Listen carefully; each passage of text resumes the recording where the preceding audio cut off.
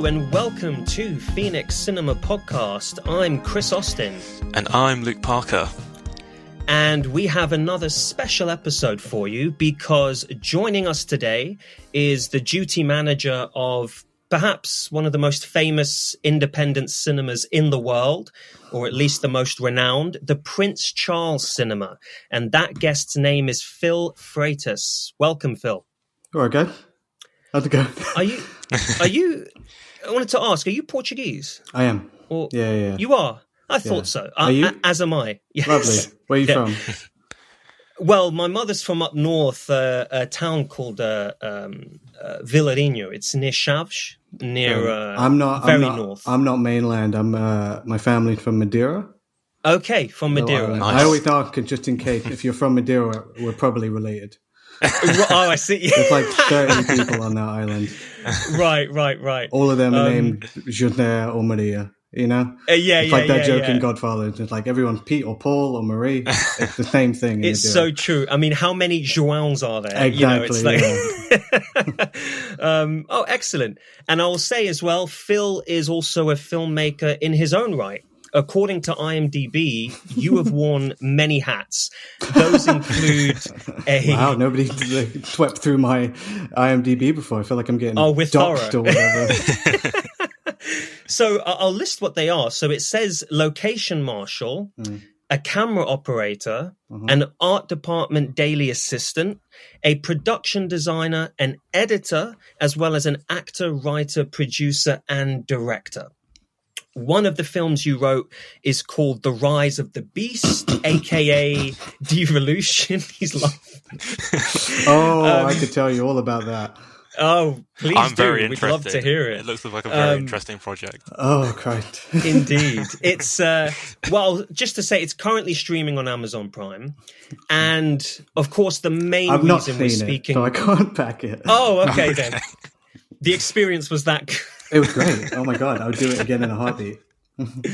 And of course, we're speaking with you today because your latest film is set to be released on April 30th of this month. It's your feature film directorial debut, and that is The Regulars, a film set at the Prince Charles, shot at the Prince Charles, about the Prince Charles, and starring some of the Prince Charles staff. Am I right? That's correct. Yeah, it's mostly amateur actors. Like realism, naturalism was very much the key when I was making it. So I asked a bunch of people to just play themselves or play, roles of annoying customers and patrons. And like, it's very much, everything in it is inspired by and informed by the staff, even the soundtrack. All of those bands are musicians who work at the cinema. Everything, awesome. You are getting the whole kind of experience, like, because you even if you're kind of regular that like that talk to us, you might not know what we do outside the cinema. So the film kind of acts as like a showcase. Just kind of, it was something I wanted to like really push with that. Like everybody there has art in them, has like a creative outlet, are creatively, driven and have things to share, and there's an opportunity to kind of share that. Yeah, because like I'm not an actor, but I am in it. I'm the right. Okay, I play the main character, but I'll be the first to say I'm not an actor. And how did your colleagues feel about the project? Were they like super excited to be on it, or were they a bit nervous? It was interesting. It was a bit of both. I think everybody was very encouraging. I'd been talking about it for fucking years. There's the first F-bomb. Because I first got the idea. I've been working at the cinema for about 7 years now, maybe just over. I started, I think, in late 2017. I was hired because they needed staff going into our famous Room Week. I'm sure you guys know about the Room. Yeah, how often is that? Because it happens a lot, right? It used to be, the Prince Charles Cinema is very much the home of the Room. It used to screen monthly, and every screening would be one of these interactive screenings. People heckle, people chuck spoons. If you don't know the film, it's very confusing. Yeah. But you've had Tommy Wiseau there in the past before as well. Exactly. He comes down about once or twice a month. Once or twice a year. Okay. Tommy Wiseau comes down.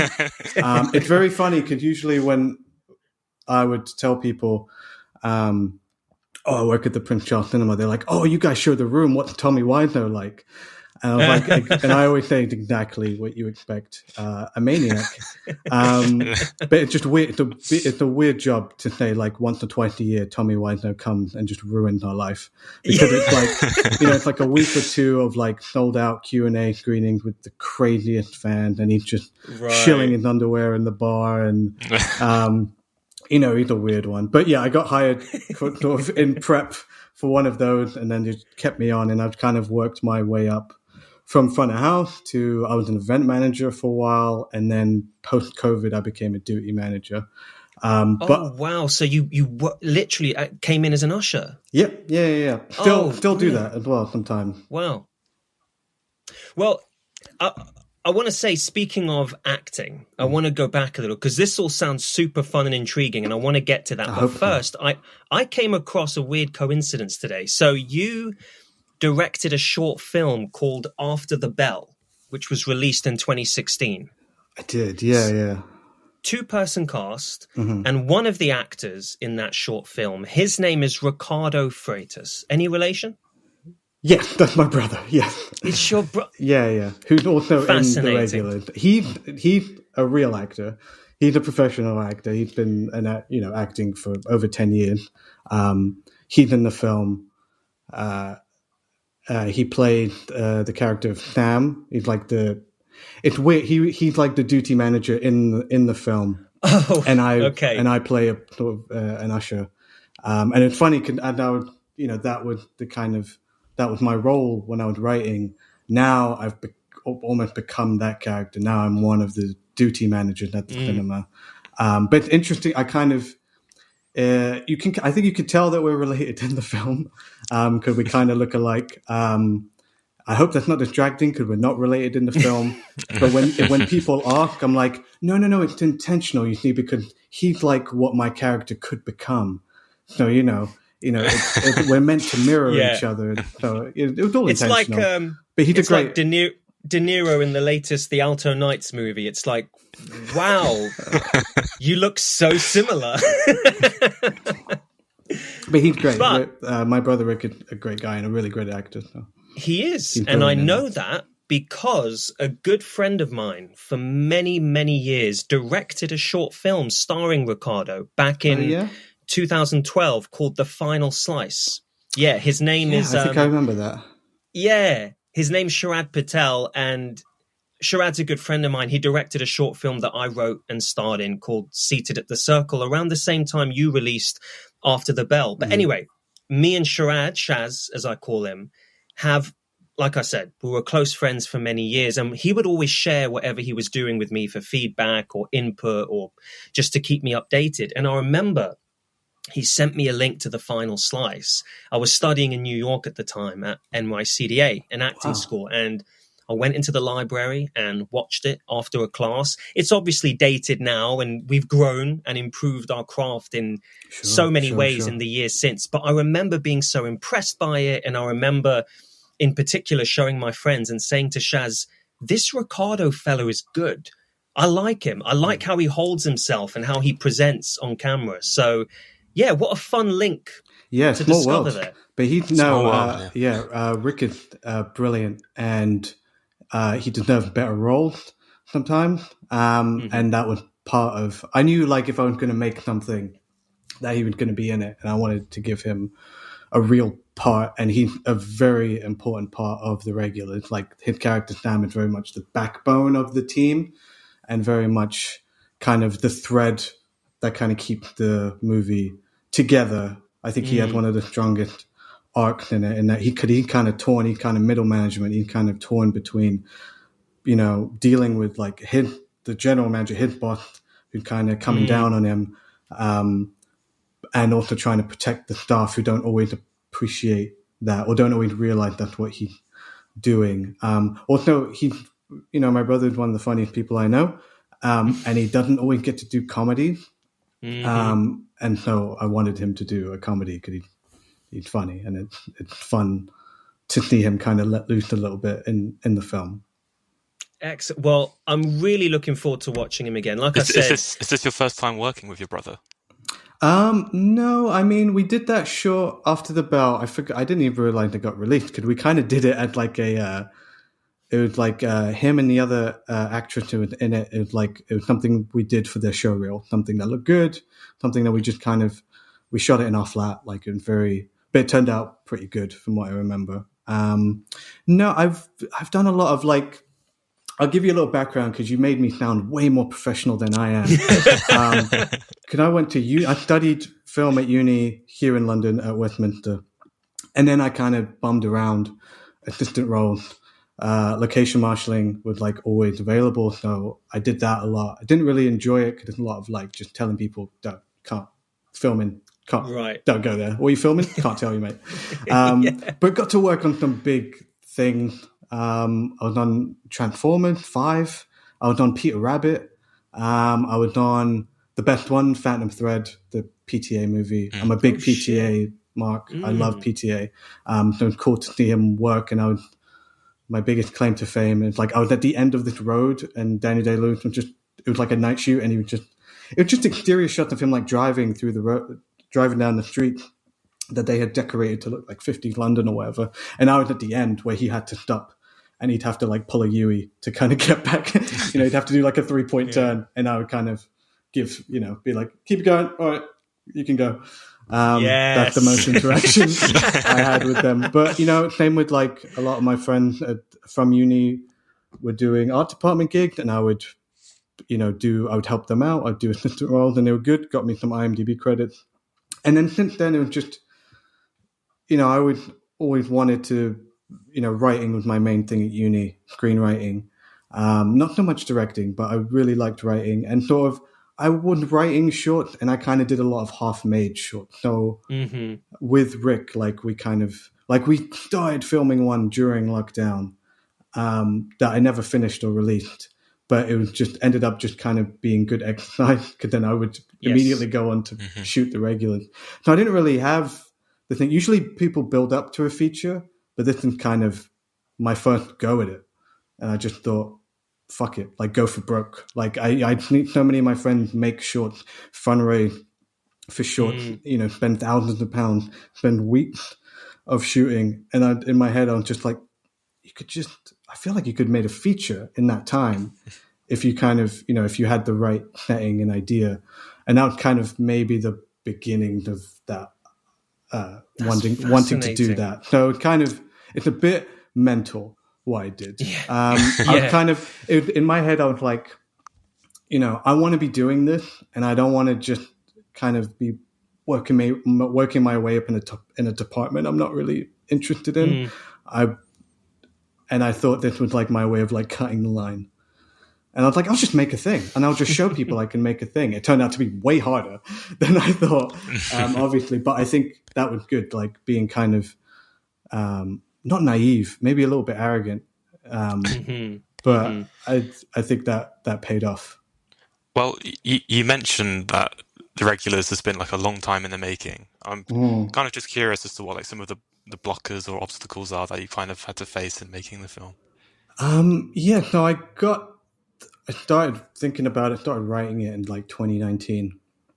I was just kind of playing with the idea. I'd written a few pages, and then I don't know if you guys remember, in 2020, the whole world shut down. I was stuck at home, and I had no excuse. I had nothing to do.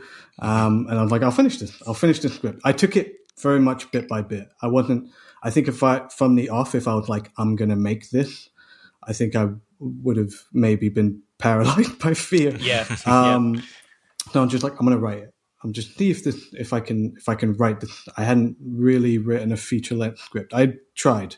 So writing it was a big obstacle at first. Just it took about a year with all the drafts. Ended up being like a dozen drafts.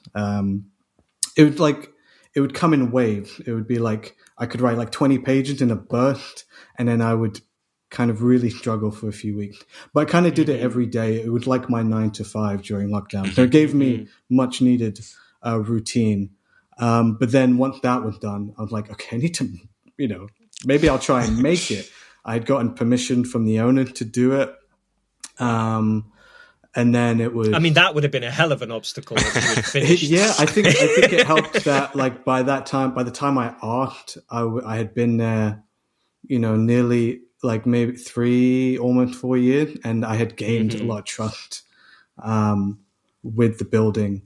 So, after we kind of ironed out a few details and I kind of showed them what the script was, what it was going to be, they needed to make sure I wasn't shooting like an X-rated thing. Right. And then I had to and then fundraising was a big thing. So like, I wasn't asking for much. I knew I didn't need much. So I wasn't, I tried a few council art funds, didn't qualify for those, went for a BFI grant, was asking for too little for a feature. Cause I just wanted, my budget was 10 grand. I was like, we can make this movie for 10 grand. If you're going for a BFI like feature, it needs to be like $250,000. And I was like, I don't need that. That would be such a waste of money.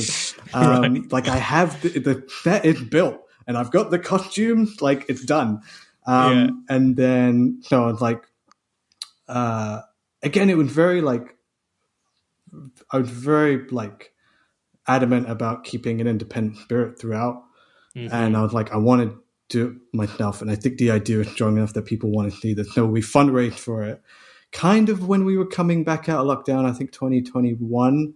Because we opened and closed loads of times. But I think when we were properly open, I did the fundraiser.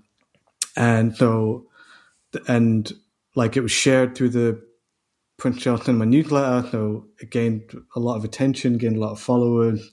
A few celebrities donated to it, like shared it online, which was very helpful. And I think we fundraised for a month or two and didn't hit the goal of 10. We made 5 and then I put in some of my money.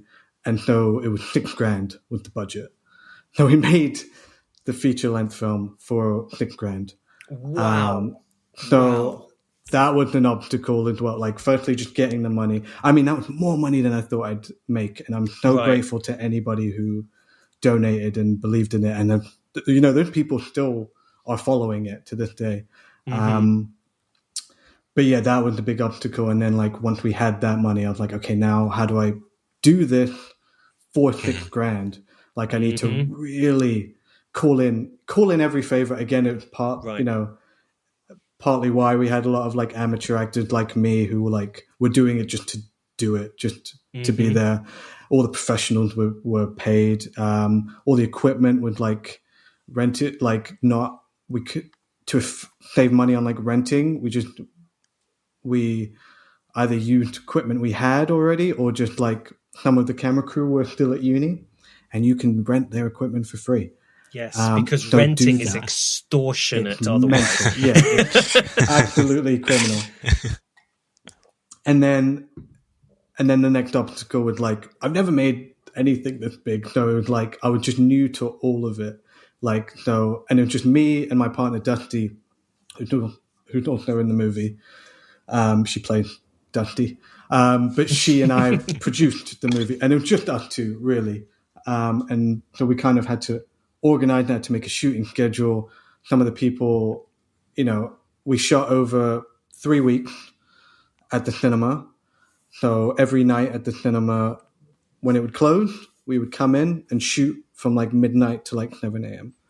And then we'd clean up and then they would open and, the cinema would be open. And we did that for 3 weeks with weekends off. So like 15 shooting days over 3 weeks. And I was working still during that time. So sometimes I would do my shift and then I would just go right into filming. Oh my it was incredible. And then what? And then have to open? And then have to open? No. I would never do it that way. Oh, okay. I would always just go home and sleep. But you'd be kind of buzzed after a night of shooting. So I wouldn't, and I'd end up just staying up for a couple more hours, like backing up the footage and just watching everything that we got. And also because I was very wary of time, If anything needed to be reshot, I needed to know right away that we could do it the next day. Because again, we only had 3 weeks and we only had certain people for certain days. Some people were traveling into London for it. So I had to put their days together. So there was a lot of organizing. One night we needed like 30 extras. And that was one of the fundraiser perks. Like if you donate a certain amount, it was like you could be in the movie. And it was like, it's this really cool moment, like kind of halfway through the film. The film is like a day in the life of the ushers. And it's a regular day, but it kind of builds to a sing-along type event, which is the Prince Charles Cinema famous for. And we don't say the name of the movie, but there's a lot of people dressed as nuns. So you can guess which musical that we're doing. Sister something? You'll see.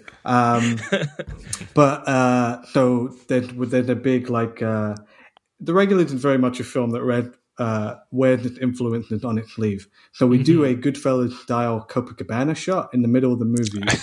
Excellent. Because I wanted that, because the film is kind of low-key, it's kind of quiet, but I wanted a moment where you can see how busy and mental it is when an event like that is on.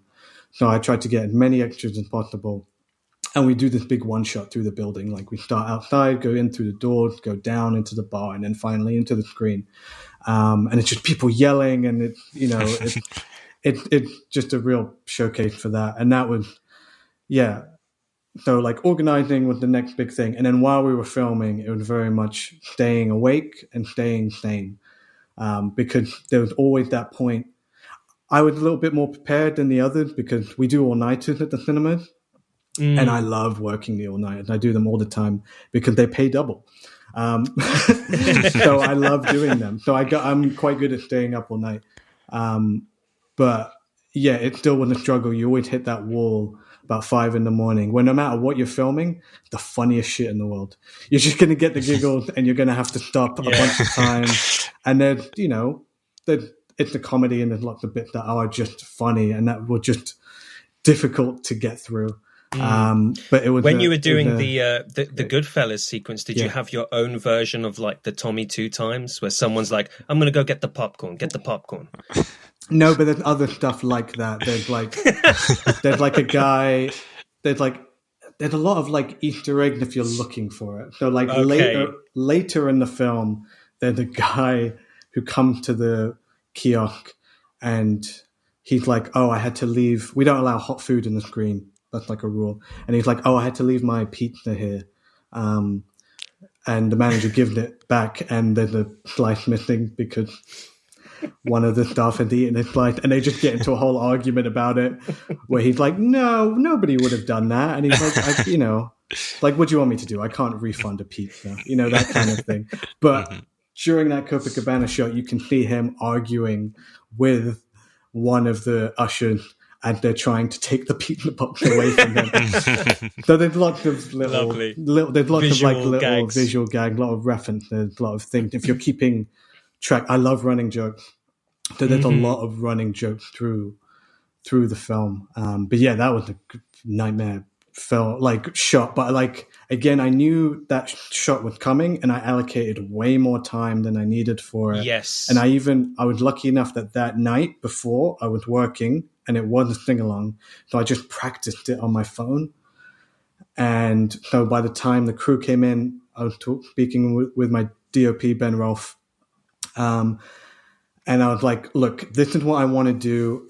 I don't know if we can do it, but let's try. I already had a backup in my mind of like, if it wasn't going to work, I would do it in separate shots and stitch it together. But I'm like, I want to do it in a one shot. And he's like, yeah, we can do it. And we just kind of built it step by step. We did it with no people, and then we did it with 1 or 2 people that we would follow through. And then we just kept adding pieces.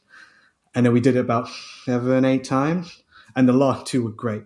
And then I just had to pick during things. Again, you have to just really think, if anybody's listening to this, I'm not the person to give advice. But if you're looking for advice, you have to really think ahead. I had a lot of time to write it and be in it. I knew I was going to direct it. I knew I was going to edit it. Right. So I wrote with all of that in mind. Right. I wrote with the edit in mind. I knew exactly we're going to, that shot is going to cut here, it's going to cut to that. We don't need that much here, that kind of thing. And I made the shot list. I planned it all out in advance. The only thing was some rooms were much smaller or became much smaller. It's already a very tight claustrophobic space, the cinema. But as soon as you put 3 or 4, 5 camera crew and a sound guy in there and the actors, it gets real tight real quick. But then it's kind of part of it. I mean, like the film is shot in like 4:3 ratio.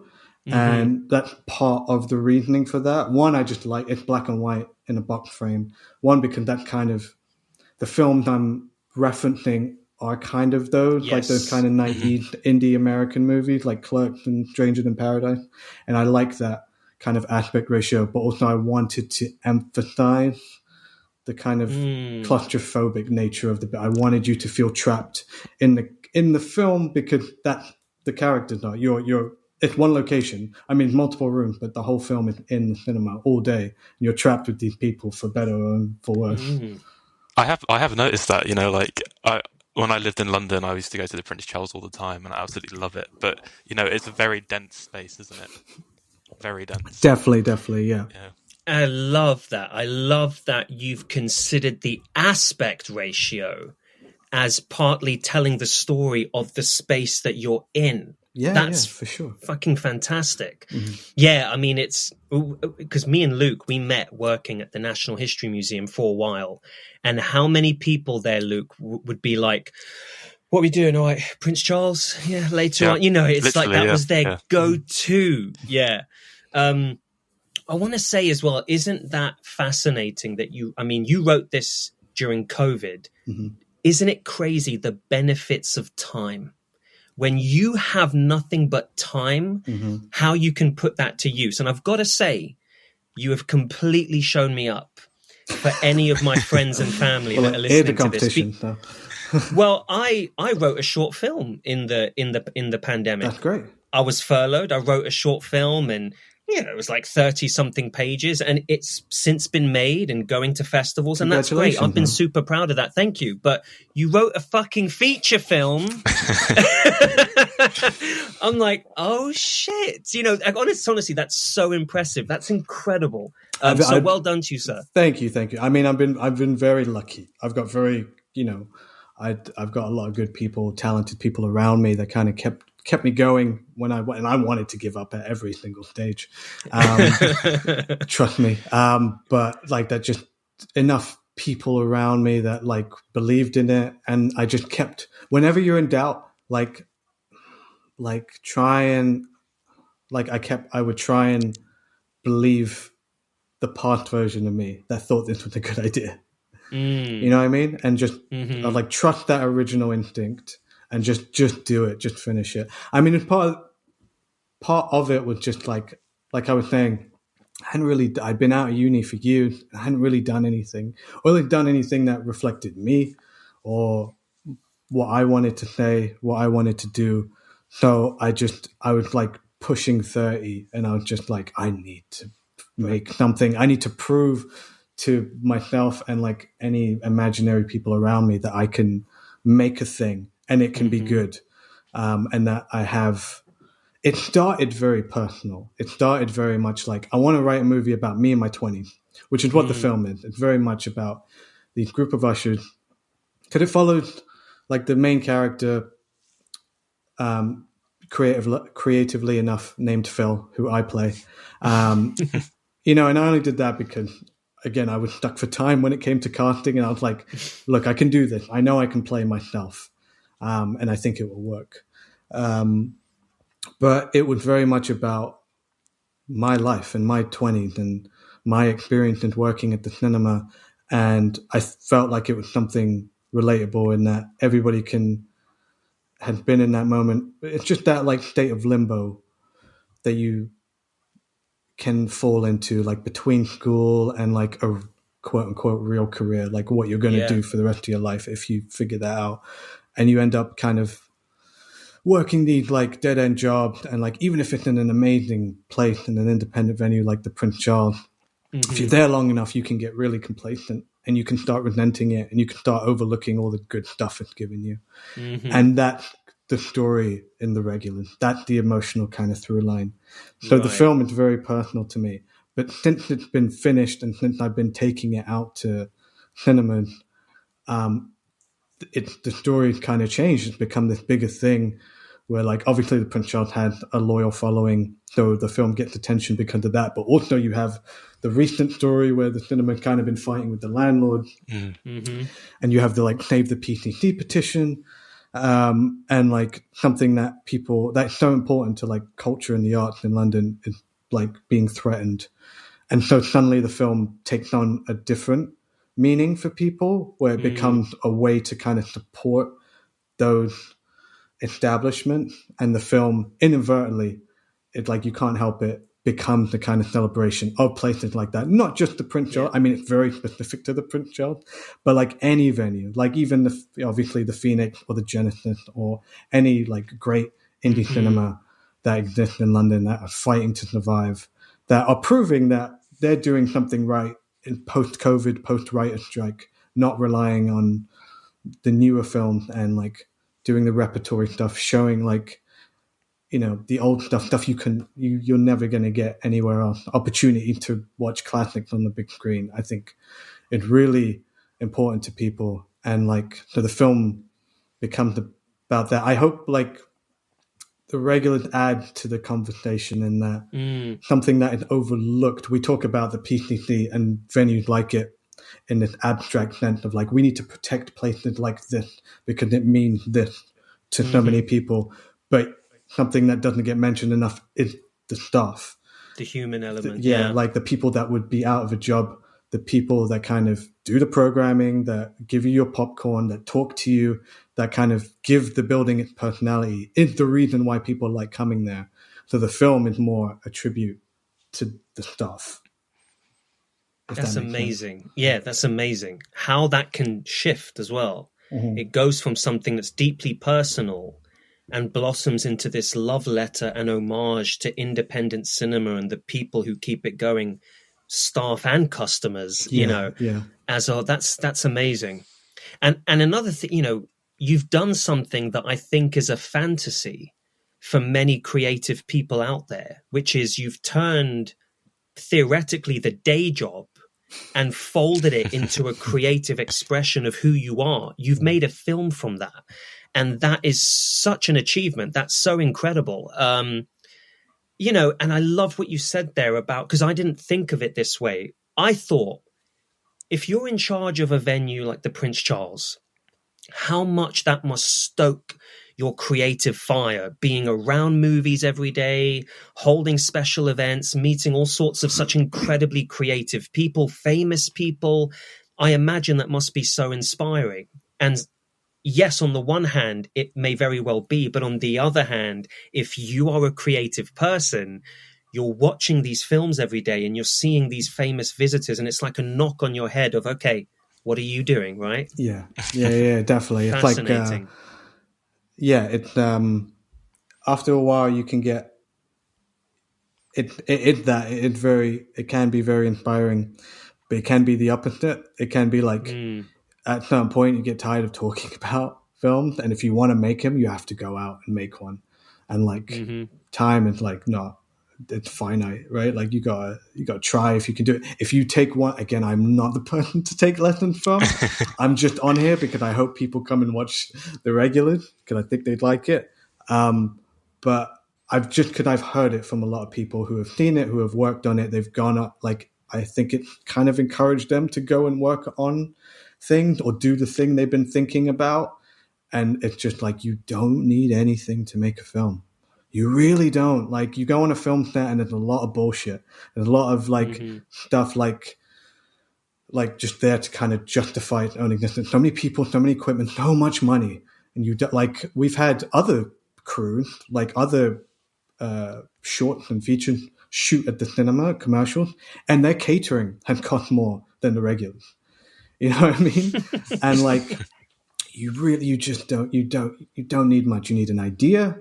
You need a camera and you need a mic, And like now that stuff is easy to get and for it to be good quality, like feature like quality, like with this is all handmade, this is amateur stuff. But it looks very professional and we can screen it in a cinema and it sounds and looks good. And you just, it's the old adages, right? Like you write what you know, use what you have. And I did that very literally. How successfully is up to you. It's subjective. People seem to be enjoying it so far. Like the reviews we've gotten online have been very positive, and like the kind of reactions I've gotten in person have been very positive. But yeah, it wasn't my intention. Again, like I was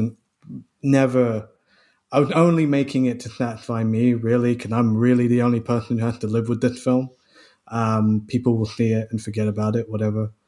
But if anybody watching it and then feels like they can make something, that's great. I'd love to see it. Cause that's, as a viewer, as like a watcher, somebody who likes movies, I want all of it. I want movies from every kind of person, every kind of voice. I want lots of different kinds of movies, and I don't wait for permission. Like why? Like, and the industry is very much changing where like those doors are just closed.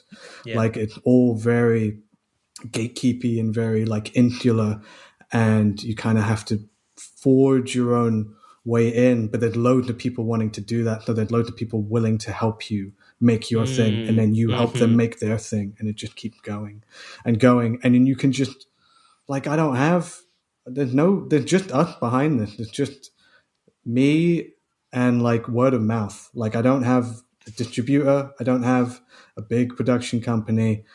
I'm just doing it. I'm just like talking to cinemas, and I'm like, hey, do you like this? Do you want to show it? And a few have said yes so far. So you don't even need that bit. You don't even need a studio to get you to that bit. You can do it yourself. Again, I'm lucky. Again, I have a little bit of an in because of the cinema, and I know that. But if that, maybe that helps me down the line, that'd be great. But you'll have your own specific in, whatever it may be, and it'll be something specific to your story, hopefully, that can kind of get you going. And it doesn't matter. It just like, even that's just dressing. Like you should just be doing it kind of for yourself at the end of the day. I mean, like this isn't paying any bills yet. Like I'm just doing it because like I made it. I spent 4 years making it, and now I just want people to see it. And if that's the end of that journey, that's fine. But I just really want people to see it. I want the film to kind of have its day. You know what I mean? Absolutely. Sure. Yeah. And of course, having the Prince Charles be the venue that you're making a film about, yes, I can imagine it can only help, considering the genuine global appeal of the venue. However, you didn't just rock up there and ask to make a movie. You put in 7 years. I played the long game here. Yeah. I walked in, I was like, one day I'm going to make a movie here. Yeah. And it's funny, I was anticipating that you're going to start a trend here, and very soon we're going to be seeing films made by cinema staff all over the world. Yeah. I definitely wasn't the first, but like I'm definitely, popularizing it. I mean, we've had a few after I made my film, because we shot it in 2022. So it's been a while, it's been a minute. Wow. Yeah, and like since then, like 2-3 staff members have shot short films there, which I'm glad. I'm glad I've opened up I've let that be a possibility, or and the owners are kind of more open to that. Because why not? Like they know the building better than anyone, and they can use it in different ways. Like I made like a comedy drama there, so it very much looks a certain way in my world. But when somebody makes like a horror film there, it looks completely different, which I really like as well. But like you said, just there's so many creative people there, and it's just they've all got something to give, and it's great. And this is just like a little piece of that, Right. I think something that I really like the look of about this film as well is, I think something that a lot of people will be able to relate to is kind of the trials and tribulations of customer service and dealing with let's just say difficult customers, to put it nicely. Yes. And even just like I noticed on the main website for the film, right at the bottom, it just says this little tagline: "The customer is always wrong," and that was my mantra when working in customer service, and I think it's something a lot of people be able to relate to. Yeah, definitely. Yeah, that is very much in. I think that was just something we kept saying during the film, and it became like the unofficial tagline. But it's perfect because it's just like it goes both ways in the film, because the film is very much like a series of kind of set pieces. It's like very meandering. It's just a very character piece. It's not like very plot driven. It kind of starts with my character waking up late to work, trying to get out of his front door, and there's an oven blocking his door. And so like that kind of sets the tone for the day, that's filled with like weird stuff that kind of keeps, it's like all these blocks that these obstacles he keeps hitting, while he's struggling with his life at that time. But yeah, it's mostly like a bunch of scenes where the staff is arguing with customers, and like they're all based off real experiences, either heightened or exactly as they happened. And there's some really funny stuff, and there's some annoying stuff, there's kind of scary stuff, like kind of the whole spectrum. It was interesting. We had our first public screening at the Genesis Cinema on March 14th, and there was a bunch of regular customers from the Prince Charles who came and watched it. And afterwards, they came up to me and they're like, "Oh no, which one am I?" But like, yeah, I think the film is very much for like anyone who's worked in customer service, hospitality, and they can relate to just the boredom, the chaos, and the sheer idiocy you have to deal with sometimes. Like people just walk in and they just like leave logic at the door sometimes. Yeah, I think, but like then sometimes it's the opposite. Sometimes it's like the staff are just like annoyed and tired, and they're just taking it out on the customers. As Chris said, like we met working in customer service at the Natural History Museum, and I think that if someone made a film about that, it'd be more of a horror film than a comedy. Oh yeah, and the score is just screaming children. That's the score of the movie. See, we're lucky we're not a very child-friendly event, a venue. I mean, there's not a lot of that, so that we get mostly just like, again, just being off Leicester Square, got a lot of drunk arseholes coming in fighting. But yeah, I mean, you must have stories that couldn't even make it into the movie. Oh, definitely. I mean, there's stories that I'm just like, nobody would believe this. Yeah. If I put it in, and some are just like, this is a bit too dark. Like I can't. Like, but I feel like I did keep the better stuff in the film. I had to cut out a lot, so if I ever make a sequel, I've got ample material. Right. But there's some very funny. Again, there's like running jokes like through the film, like a question we get asked every day. We have two screens, right? We have the downstairs screen, which is downstairs, and we have the upstairs screen, which is upstairs. And without fail, half the people you sell a ticket to, we're like, okay, which screen is that? We're like, oh, it's in the downstairs screen. Which way is that? Downstairs. So those are like, that's a running joke in the film. Right. You get all kind of weird characters.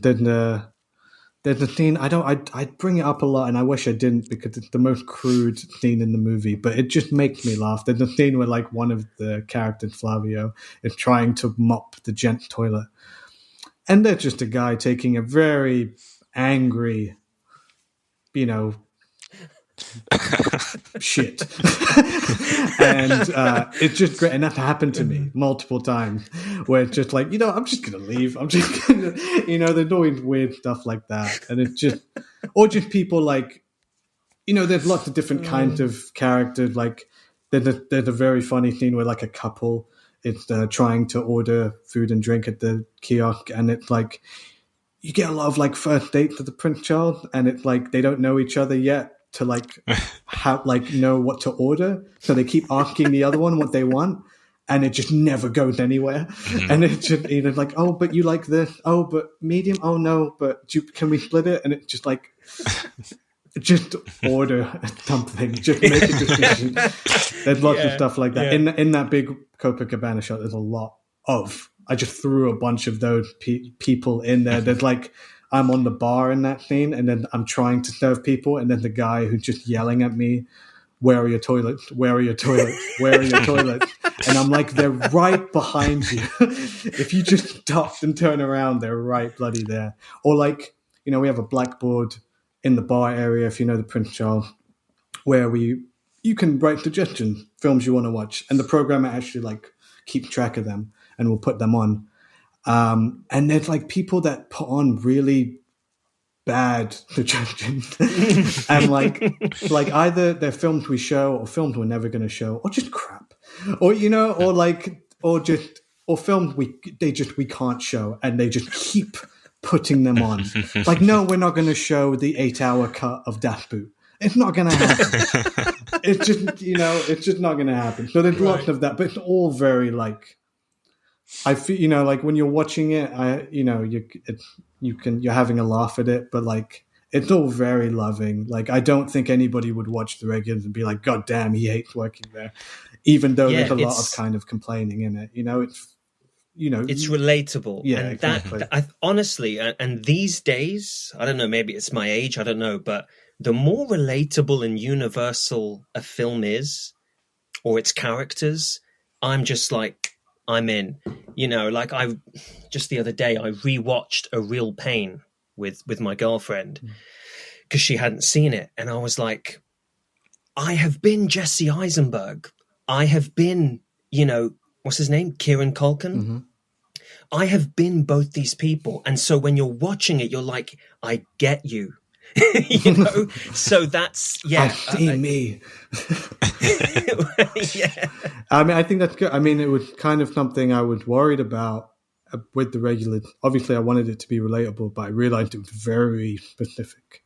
As I was making it, it was very niche. It was very about me and my experiences, and I realized that wasn't going to be every person's experience. But then I remember hearing. God, I'm gonna forget. I think I heard Jordan Peele talking about Lady Bird. So maybe it's like a secondhand thing, where I think Greta Gerwig was like in a similar situation where like that movie, Lady Bird, great movie, set in like the early 2000s, and you know, set in like I think Sacramento. It's like it's very specific to like her past, her childhood, and she was worried about that. And either she said it to him or he said it to her, but it's basically like the more specific something is, the more universal it becomes. And that is what I've found. So I just kind of let it be that. And every, like, people who have watched the film, I've had people from kind of all walks of life, like you guys, like worked in a museum. I work at a pharmacy. I work at a theater. And I'm like, and I know exactly what you're talking about, even though it's a completely different experience. But like, it's something everybody can kind of relate to in a weird way if you've worked that kind of thing. And I think more and more people do work the kind of thing. You know, the job market's not great in London. A lot of people working like 0-hour jobs and doing shift work, hospitality work, and like... Any form of that, any form of work where you have to deal with the public, you're gonna get some funny stories. As well, you just put them all together, make a movie. Done. Yeah. Also, even though we don't like to admit it, we've all probably been those difficult customers as well at some point in our life. Oh, yeah. Definitely. I try not to be. I think working at the cinema now has made me a better customer. Where like I'm very aware of my like I never leave rubbish. Like, take your rubbish with you, please. Like, you know, like we're paid to do it, but like don't make our life any harder than it needs to be. You know, I'm overly grateful. I'm always like, please, thank you. Because I'm like, there's a line in the movie where like one of the characters, I think Dusty said it, where it's like a lot of people who come in don't realize that the person behind the counter doesn't want to be there. You know what I mean? Like if they had a choice, right? They wouldn't be working there, even if it's a great place.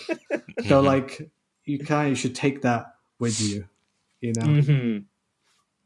Yeah, that's a great point. It you know, it's funny. It brings to mind. I remember when I complained at a View Cinema. I was watching Joker, and the staff had to do regular screen checks, which is all well and good. However, every time they opened the door, it was in a You corridor. get the flood of light. Yes, and it was like a massive poster out there advertising who knows what, just, enshrined in lights. And I was like, 6 or 7 times I had to like constantly turn. So I complained at the end of the end of the movie. My girlfriend did not like it, so she walked away from me.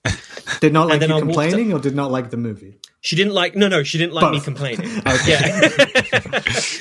And I was like, well, I'm going to do it. And I went, and then I walked up to her and I was like, and here's your free ticket for the for whatever you want to watch next.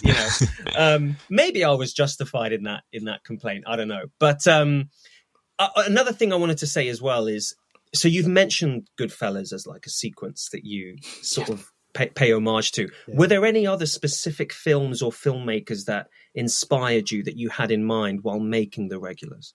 Oh, yeah, for sure. I mean, like, the obvious one is Kevin Smith. I grew up a big Kevin Smith head, Clerks, Mallrats, Chasing Amy, Dogma, all the early stuff is great. And he was very kind of, an inspiring figure growing up. I was like, loved his movie, and I watched his Q&A. A big part of me going to like study film was because of him, because he made it seem fun. He made it seem doable. He seemed like a real guy in an unreal world. I mean, he even had I put a little dedication to him in the credits because he's one of like 5 people I think if I don't encounter, I wouldn't have made it. But yeah, so Clerks was the big thing. I mean, obviously I took very much a page out of his notebook. He did the same thing. He worked at the Quick Stop grocery store, and he made an indie film called Clerks. He shot there overnight. He maxed out his credit card. He made it with his friends. And then he took it to Sundance and, turned it into a career. And that's how... Oh, shit, I didn't know that. I've never seen it. Oh, it's great. Watch Clerks. It's brilliant. And again, it's a small little black and white film. Very funny. Very, very great. Like, really great. Really great, like, 90s, like, Gen X movie, but, like, a great sort of movie about being in your 20s.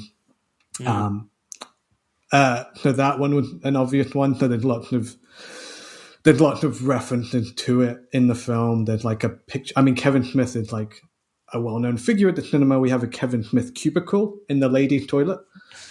It used to be the gents.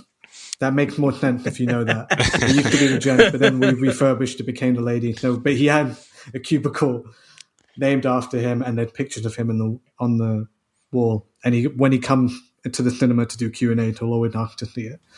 And there's I think there's a throwaway shot. There's like a picture of him on the wall. There's a very famous catchphrase in Clerks, "I'm not supposed to be here today." That's said a few times in The Regulars. I mean, the way it just looks, obviously. The feel of it. Mine I think, is very much a different tone. But yeah, that one's very inspirational. Really love Jim Jarmusch. And like, again, some of his early stuff, like Stranger in Paradise was a big one for me. Again, more that tonally, the film is closer to that. In this really like low-key laid-back way where you just kind of, and also the way it's shot, it's a lot wide, where kind of stuff just happens in front of the camera and then they cut. And I tried to kind of emulate that. I would try to do as many scenes in one shot as I could. One for time and, money, it helped me, but I also just I thought it worked for the movie. I mean, any kind of like a lot of like workplace comedy was Empire Records is the big one. And we always do like Rex Manning Day, which is something from the film at the Prince Charles where we show Empire Records. That's a great film about like working a shitty job, but also like working in like an independent venue that is like being overtaken by like the greedy capitalists and they have to rise up and fight them. And it's great. What's it called? Empire Records? Empire Records. Yeah. It's a bunch of kids working in a record store. And they're being overtaken by like a Tower Records. Again, very outdated. Where the fuck are the record shops? Right. So yeah, like, but then there was like, just Martin Scorsese is a big influence on me. Just one of the greatest filmmakers ever, and I kind of always knew I wanted to do like a Goodfellas kind of shot in the movie. So I'm glad I got to do it. Like I mentioned, Paul Thomas Anderson. He's just the greatest.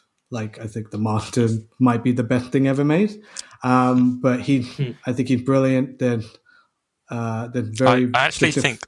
think Licorice Pizza was the first film I saw at the Prince Charles Cinema. I think Really? actually. Oh shit! Yeah. That's great. Yeah, that was cool because the way he like premiered the trailer was like not online. He released it to a few cinemas around the world first, and the Prince Charles was one of them.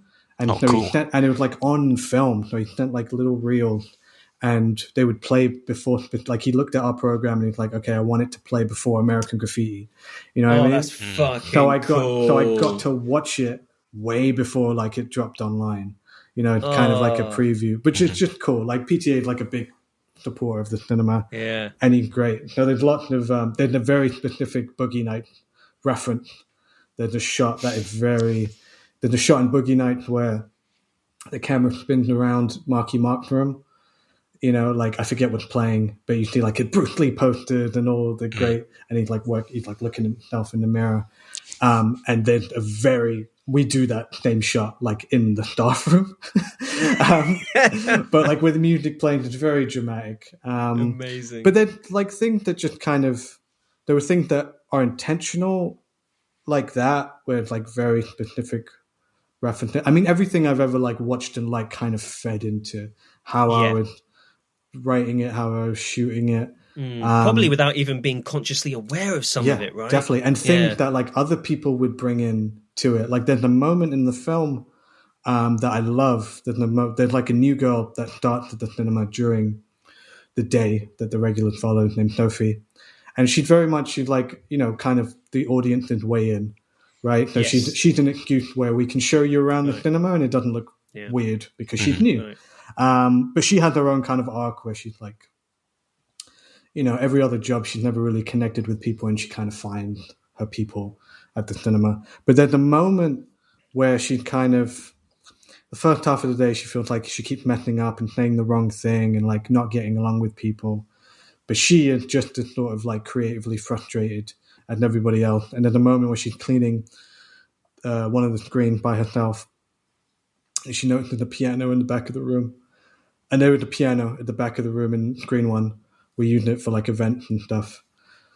And she's seen it and she like takes off. She like removed the drape and she just played this little theme.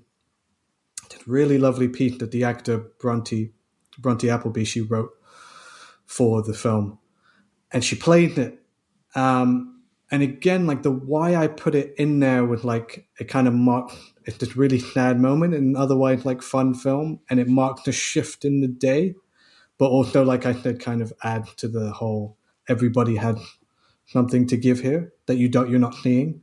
But when it came to mixing it, my mixer, Max Schauler, who also works at the cinema, he does this thing where he like drops the background sound and like really pushed the piano and then added these like kind of ethereal like string to it, and it becomes very dreamy. And he said it's like the Harpo Marx moment, where like you know, in a Marx Brothers movie, it's like it's all silly, it's all fun, it's all slapsticky, but there's always Harpo with his harp that he would play, and the whole thing would go quiet, and like the sound would get really ethereal, really dreamy, and they do these really experimental things with the sound design. And so he brought that element to that moment. You know what I mean? And like lots of things like that. So it became more and more personal. Like people, you know, I wasn't very, like, I wasn't really like sacrilegious with my, like, not sacrilegious. I wasn't really like religious about my dialogue. Like I would let people kind of ad lib around it or rewrite it to sound more like how they would speak, to be more comfortable. And sometimes they would rewrite the whole scene and make it better and like input things, you know, that I would not have thought of and would make it something else. That's kind of something you learn when you're making a film. You guys have made stuff, you know, like it will always change. You can't like, it's not about trying to keep it, you know, what it was. Exactly. It's about letting it change and just trying to make the best of what you get by the end. So it kind of, it became a mix of influences, one like from movies and filmmakers I loved, and then from like the people I was working with. Yeah, amazing. That kept The putting magic stuff in. of the collaborative process. Yeah. Yeah, definitely. I was very fortunate. And so Kevin Smith was a major influence on you. Yeah, definitely. So have you met him? I've met him several times. Yeah, could he come into the cinema to do Q&A, late night Q&A, where there's no... Could he talk? He talked for hours, dude. Oh. Like we don't put a finish time on his Q&A. Like it will go till like 3-4 in the morning. He's great. He'll take every question, and he'll basically just catch you up on his life up until that point. Amazing. Regardless of if he's showing a film or whatever. I've met him a couple times because I met him while I was like an event manager. So I got to manage some of those events. One of my proudest moments working at the cinema was, as somebody who grew up watching his films, I got to introduce him on stage once. And that was really good. And I did a little spiel, made a few jokes. And he came on stage and he gave me a hug, and that was really nice. But yeah, beforehand we were just like hanging out, because he can't hang out in the bar. People were swarming. He hangs out. He like waits in the emergency exit, for me to bring him out. And before that, we were just hanging in there talking about like Beastie Boys and stuff. Like, and it was very normal, very cool. But I haven't seen him since I've made this, and I would really love to get the film in his hand. Like, even like when I was like fundraising and really pushing it online. Like, I'm not really online anymore. Like, I'm not. But like when I was fundraising the film, there was like a social media channel for the film, and I was fucking constantly tweeting at him. I was like, "You have to know this." 100%. Yes. But you never, you probably get a million of those a day. So I never really got his attention from that. But I would love, now that the film's done, next time he comes in, to just like hand it, like it's on a USB. I'm like, here, like, please, you don't have to watch it, but like, I did this partly because of you. I'd be very, it'd be great if you could watch it and tell me. I hope that. I'm sure that's going to happen for you. I'm sure that's going to happen. Yeah, maybe. Incredible. I remember listening to a podcast. It was the DGA podcast, the Directors Guild podcast. Yeah, I know. I listened to it. Oh, okay. Did you ever hear the one Kevin James and Werner Herzog? No, like Kevin James, like the mall cop? Who? Kevin Smith or Kevin James? Sorry, Kevin Smith. You're talking about Kevin James. I was like King of Queens, Kevin James. No, I now pronounce you Chuck and Steve. Kevin James. Sorry, Kevin Smith and Werner Herzog. Forgive me. No, Kevin that sounds Smith an and amazing Werner one. Herzog. It is fascinating to listen to because it is at times awkward. I mean, Kevin. Yeah, Kevin speaking Smith with a guy who once his... ate his own shoes. Right, exactly. Oh, it's a really good listen. I highly recommend. I will listen to that. I don't know, Kevin James and Werner Herzog. That sounds like a good show. even better. Yeah. God, what the fuck would those two talk about? Oh, Jesus. Well, all right. I mean, I wanted to ask as well. So the film is going to screen at the Phoenix Cinema on the 30th. Is the film, you've already mentioned it screened at Genesis. Mm-hmm. Is it going to screen anywhere else? Will there be a festival run? So here's the thing. No. There will be more screenings. So in terms of festival run, that's why I'm doing this. Because I finished the film at the end of 2023. In 2024, we fundraised again to take the film to festivals. Mm-hmm. We raised like $2,000 to do that.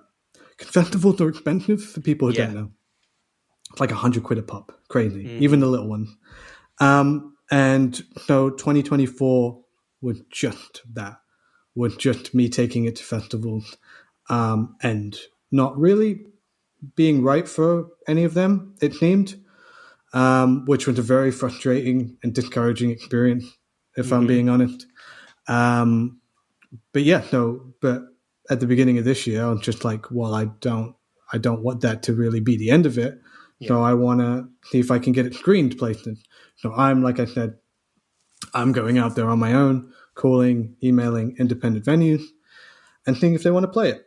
And I've got 3 confirmed, but I am talking to a few that will, that not on sale yet, but will happen. So like the Genesis was the first, Phoenix is the next one, April 30th. 8:15 p.m. Wednesday night. It's going to be great. I'll be there if you want to throw things at me or whatever, if it's really bad. The next confirmed one is actually in Newcastle, weirdly enough, which will be fun. It's the first show outside of London. It's at the Star and Shadow, which is great, like volunteer-run indie cinema. And I'll be doing a Q&A there. So I'll be going, that's at the end of May. That's May 31st. If anybody up north is listening to this, or anybody in Newcastle, please come. That'd be nice. But yeah, so those two confirmed, but there'll be more. So if anybody is keeping track, go to theregularfilm.com. There's more. There's like a trailer, obviously, on the page. There's like a making of. I mean, I've kind of said everything here, but there's more to it on the website. There's a contact page if you want to shoot me an email as well. But there's a screening page, and you can see those two are on it. Past screenings are on it, and I'm updating that whenever there's a new screening. So yeah, two right now as we're recording, but hopefully there'll be more. I'll just try and do a little run over the summer, just kind of get into as many cinemas as possible, let as many people see it as possible, and we'll see where it goes from there. If it just, I didn't want to just throw it on Prime, which you can do, which some people might see it, which is fine. It might end up there, but I think it would have just been lost in the abyss. And this is kind of a film about cinema. I think it'd be nice if people got the opportunity to watch it in a cinema. Sure. There's a lot of moments where you're watching people in a screen. So it's this very reflective moment where you're watching people watch a screen, and then almost like looking back at you and your kind of experience while you're watching it. So I think that it's part of it. It's part of this communal. It's a very communal movie. I think it's a good hangout movie. So the optimum way to watch it is with a group of people who kind of know what we're talking about. If you know, you know. Absolutely. Well, I want to say I think you're doing the right thing, and I want to say a massive thank you for your time today. Yeah, you're welcome. My time is not very valuable.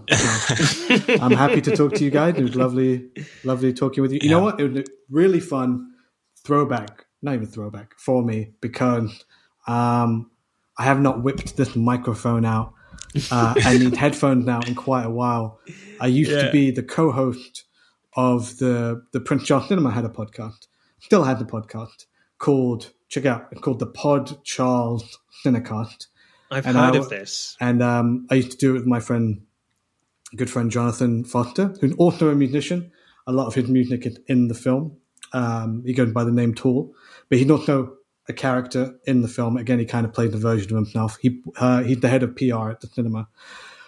But he started the podcast right before COVID, 2019. And I'd been on it a few times because it would always be a guest. It'd always be a different usher where he would talk to. And then he asked me to be a kind of recurring host, a regular host, again, right before lockdown. So we went into lockdown and we ended up doing it every week on over Zoom and stuff. And again, it was a thing that kind of gave us routine and kept us sane in a very chaotic, weird time. But it was, we had a great time. So it started very much as talking about the program, but then when we didn't have a program, we just would talk about films we wanted to talk about. We would do kind of arcs. We'd get really weird and do very meta concept episode. Every Christmas we would do a Die Hard episode where we were in the movie while we were recording our review of the movie. And we did that every year. We did lots of stuff like that. It was a very weird podcast. It got very weird, but I loved it. It's worth going back. The beginning of this year, I decided to take a break from it to kind of, focus on other things. So there hadn't been. I'm not sure if Jonathan will continue at some point, but all that stuff is on Spotify and Apple and wherever you listen to it. But yeah, this was a nice sort of a throwback to that because I did that every week for 4 years. Hell yeah. That's cool, man. So cool. I think we need to go back and listen to it. And listen, not to invite ourselves, but if ever you want guests, we would love to join you. Yeah. How long have you guys been doing Phoenix Cinema? Do you guys work at how did it work? Did you work at the Phoenix? Are you do this like outside? Not at all. I wanted to do a film podcast, Mm-hmm. and I thought, yeah, but about what? You know, I just choose. You need a host. I just, you know what I mean? Like, I just choose the films I want to talk about, and I thought it would be great to attach myself to a venue where there is just endless content. Whatever we talk about is whatever this venue programs. And so, in full like disclosure, it was a crapshoot. I reached out to a bunch of venues, and Zaylan, the manager of the Phoenix, was so gracious and he's great. so trustful, and was like, "Yeah, let's do it." And I was like, "Okay, You shall sure? shall I send you a test pilot episode?" He went, "Sure."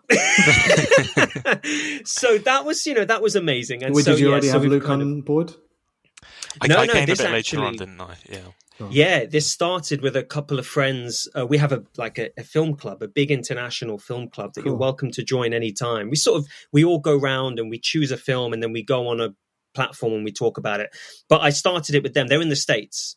And then they sort of got other commitments. They drifted away from it. And Luke, who's also part of the film club, you know, got drafted in and saved the fucking show, to be honest with you. Does Luke do all the hard work? No, Chris does all the hard work. That's for sure. Oh, that's nice of you to say. One of you would always got to do it. You know what I mean? Like when I did the PCT podcast, Jonathan would research and edit every episode, and I would just come in and derail it as much as possible. Gotta be funny. Gotta be funny. Chris is the backbone of this thing, that's for sure. Good. Oh, I'm just here so he's got someone to talk to. Yeah. No, not at all. Not at all. How long have you guys been doing it? This began in February of last year.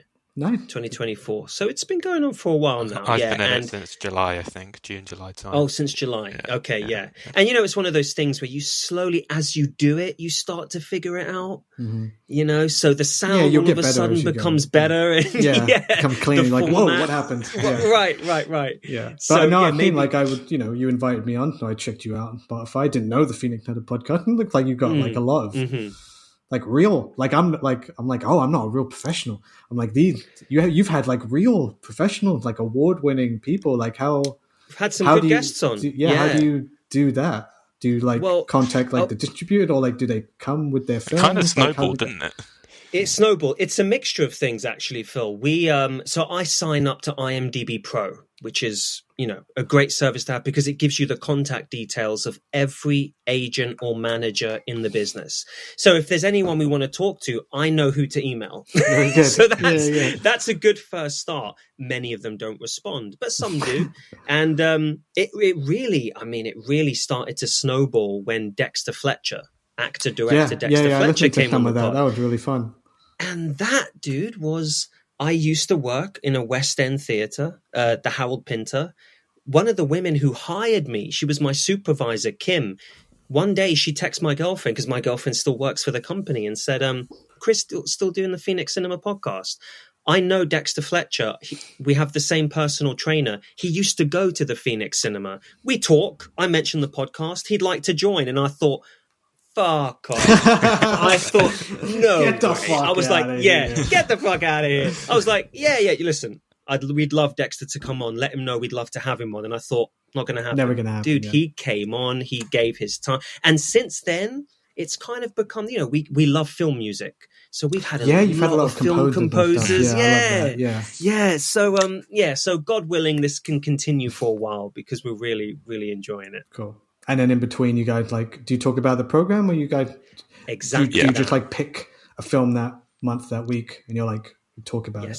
Yeah, exactly. Whatever the Phoenix Cinema is showing, you just pick one. You probably do one on average, like every fortnight, I'd say, on average. Cool. Yeah. So we mentioned Alto Nights earlier. That would have been that's going to release right before this, I think. Was it any good? What the Alto Nights? Yeah, was it any good? Listen, we differ. Oh, here we go. Here we go. I liked it. I really enjoyed it. Yeah. Robert De Niro's not listening, man. You can say whatever you want. He's definitely not listening. Yeah, no. He doesn't know what slate a fucking him. podcast is. He's old as shit. Exactly.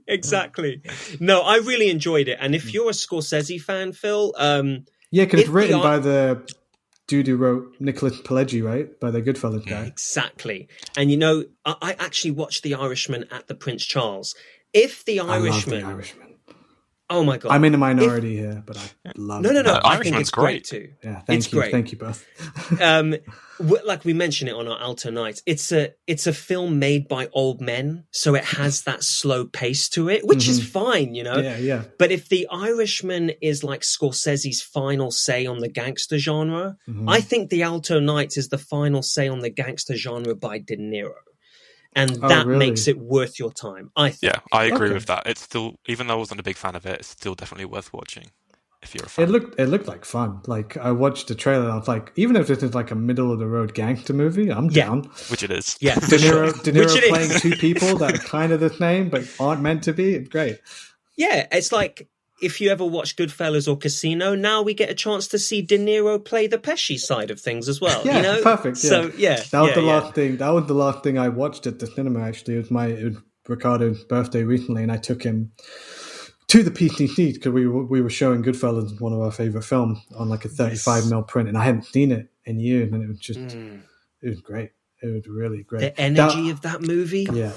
God. That reminds me. Weird side note before I get out of it. Like, you were talking about influences and talking about Goodfellas.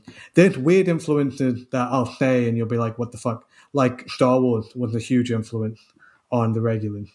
You'll see why when you watch it. There's like, like, there's just lots of, there's like a bit too many Star, like, there's, like, I like Star Wars, but like, like, again, it's a reference to Clerks because there's a very famous scene in Clerks where they argue about this really pedantic thing in the Star Wars universe.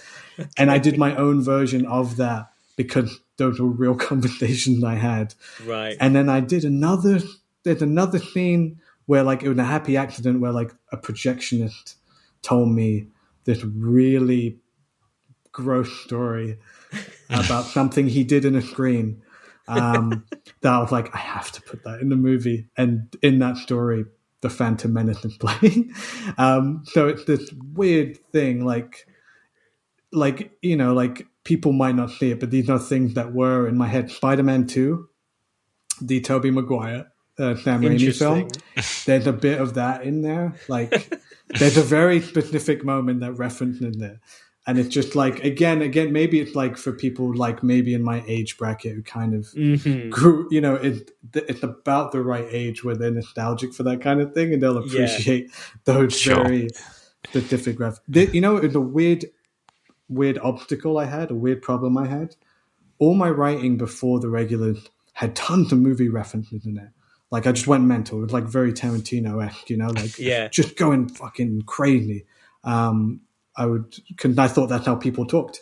But then I wrote the regulars and there weren't any. I realized I just didn't do it because I was just not really thinking about that. And then so I had to go back in and kind of be like, oh, maybe we could put in a scene where they're talking about that, or just like, oh, maybe that line, you could reference that. And then I got a lot of them out the way. There's a scene where like my character and Dusty's character are sorting posters. So we're just like name dropping films, like, oh, do we still need this? And we're just talking shit about those films as we're going. But yeah, it's again, like the right thing about the communal aspect to it. It feels like what you just said to me before we started recording, Chris, where you're like, it's like a bunch of mates like sitting around the pub talking about movies. The regular kind of feels like that as well. Like, you're just hanging out with a bunch of friends. Sounds great. Desperately trying not to work and just talk about trying to avoid work and talk about movies. Yeah. Yeah. Well, that's amazing, Phil. Yeah. And honestly, I can't wait to see it. The regulars, are you guys going to come? We've been invited. I don't know if I can make it. Yeah, midweek's not good at the moment. Sad. Which is honestly, I feel such a shame. But I do have every intention of seeing it. No, for sure. I'll keep you updated with screening. Please do. And I can send you guys a screener as well. Yeah, no, please do, because I really want to see it. And when I do see it, and if you can let me know where and when it will screen, I will absolutely reach out to you and we'll let you know our thoughts. Honestly, I'm so excited for this. I just want to say, good luck, with where this project takes you. It's really, really cool. Thanks, For man. sure. Yeah. And for all your future endeavors as well. Thank you. Yeah, hopefully maybe I'll be back here in a few years with another film.